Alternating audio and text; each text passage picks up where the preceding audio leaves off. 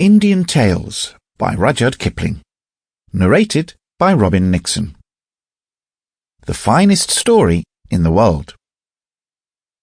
Or ever the knightly years were gone, with the old world to the grave, I was a king in Babylon, and you were a Christian slave.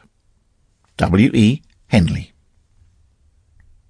His name was Charlie Mears. He was the only son of his mother, who was a widow, and he lived in the north of London, coming into the city every day to work in a bank. He was 20 years old and suffered from aspirations.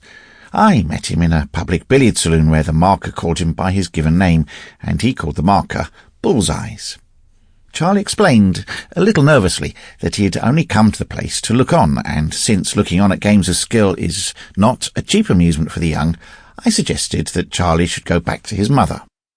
That was our first step toward better acquaintance.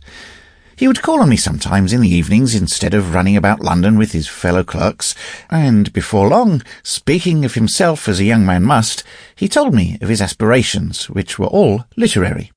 He desired to make himself an undying name, chiefly through verse, though he was not above sending stories of love and death to the drop-a-penny-in-the-slop journals. It was my fate to sit still while Charlie read me poems of many hundred lines, and bulky fragments of plays that would surely shake the world. My reward was his unreserved confidence, and the self-revelations and troubles of a young man are almost as holy as those of a maiden. Charlie had never fallen in love, but was anxious to do so on the first opportunity. He believed in all things good and all things honourable, but at the same time was curiously careful to let me see that he knew his way about the world as befitted a bank clerk on 25 shillings a week.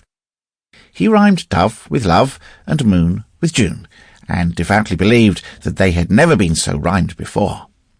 The long lame gaps in his plays he filled up with hasty words of apology and description, and swept on, seeing all that he intended to do so clearly that he esteemed it already done, and turned to me for applause. I fancy that his mother did not encourage his aspirations, and I know that his writing table at home was the edge of his washstand. This he told me almost at the outset of our acquaintance, when he was ravaging my bookshelves, and a little before I was implored to speak the truth as to his chances of writing something really great, you know. Maybe I encouraged him too much, for one night he called me, his eyes flaming with excitement, and he said breathlessly, "Do you mind? Can you let me stay here and write all this evening? I won't interrupt you. I won't really. There's no place for me to write in at my mother's." "What's the trouble?" Sample complete. Ready to continue?